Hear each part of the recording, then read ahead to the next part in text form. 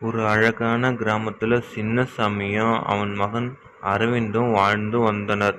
ஆனா அரவிந்துக்கு தங்கத்தின் மேல் மிகவும் ஆசை உண்டு. சரி, காட்டுக்கு போயிட்டு வரேன்ப்பா அப்படின்னு சின்னசாமி கிட்ட அரவிந்து சொல்லிட்டு காட்டுக்கு போறான். அங்க போன இடத்துல அவன் கண்ணுக்கு ஒரு தங்க கலர்ல ஒரு ஸ்பார்க் தெம்புடுது.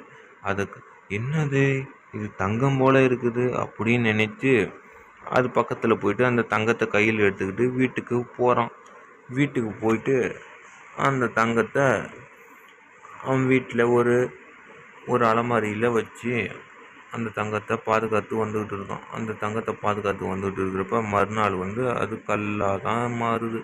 அப்போ தான் அரவிந்து உணர்றான், இதுக்கு நம்ம எதையாக இருந்தாலும் ஈஸியாக நம்ம வாங்கிட முடியாது அப்படின்னு உணர்றான். அப்போ அவங்க அப்பாட்ட போய் சொன்ன பிறப்பு அவங்க அப்பா